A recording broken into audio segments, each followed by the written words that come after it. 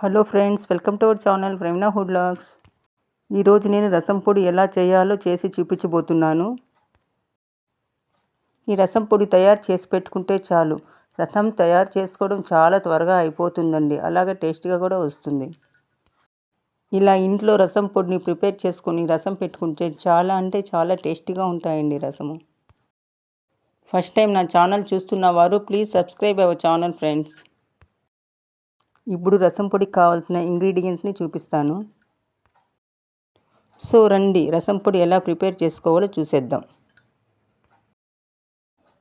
ముందుగా 3/4 గ్లాస్ జీలకర్ర, 1/2 గ్లాస్ మిరియాలు, 1/2 గ్లాస్ ధనియాలు, 1/2 గ్లాస్ పచ్చెనపప్పు, 3/4 గ్లాస్ కందిపప్పు. వీటితో పాటు ఇంకొన్ని ఇంగ్రీడియంట్స్ యాడ్ చేసుకొని మన రసం పొడి తయారు చేసుకుందాం.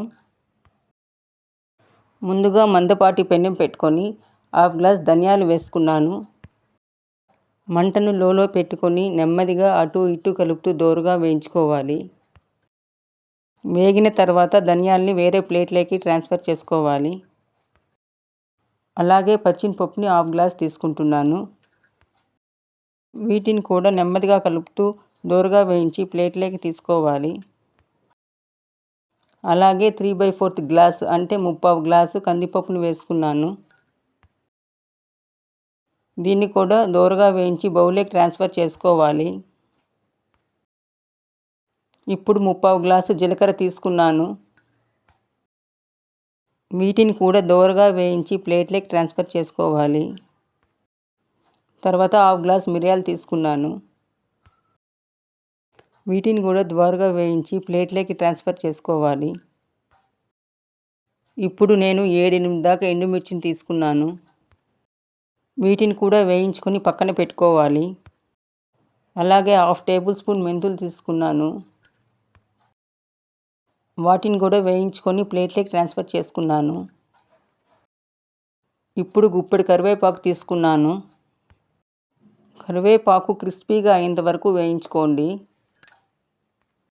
ఎందుకంటే కరివేపాకు బాగా వేగకపోతే మిక్సీలో పౌడర్ సరిగా రాదండి. కరివేపాకు బాగా వేగిన తర్వాత దాన్ని కూడా వేరే ప్లేట్లోకి ట్రాన్స్ఫర్ చేసుకోవాలి. ఇలాగా ఈ దినుసులన్నీ చల్లారి పెట్టుకున్న తర్వాత మిక్సీ జార్ తీసుకొని మిక్సీ జార్లోకి వీటిని యాడ్ చేసుకోవాలి. ఇప్పుడు ఇందులోనే 1 టేబుల్ స్పూన్ పసుపు వేసుకున్నాను.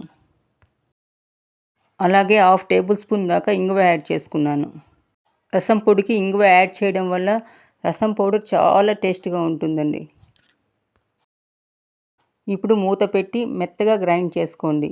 వీలైనంత వరకు ఫైన్ పౌడర్గా చేసుకోండి. ఒకసారి ఇలా ట్రై చేసి ఎలా వచ్చిందో కామెంట్ బాక్స్లో కామెంట్ చేయండి ఫ్రెండ్స్. ఈ పొడిని ప్లేట్లోకి ట్రాన్స్ఫర్ చేసుకొని కాసేపు చల్లార పెట్టుకోవాలి. చూడండి, ఈ వీడియోలో చూపిస్తున్నట్లు పొడిని ఈ విధంగా చల్లారనివ్వాలి. పొడి కొంచెం చల్లారిన తర్వాత ఏదైనా డబ్బాలో స్టోర్ చేసుకోండి. ఇలా చేసుకుంటే 5 మంత్స్ వరకు ఈ రసం పొడి ఫ్రెష్గా ఉంటుంది. అంతేనండి, రసం పొడి తయారు చేసుకోవడం చాలా సింపుల్. ఇలా రసం పొడిని తయారు చేసి పెట్టుకుంటే చాలా త్వరగా టేస్టీగా రసాన్ని చేసుకోవచ్చు. మీకు ఈ వీడియో నచ్చినట్లయితే please like and share our channel friends. Thank you for watching.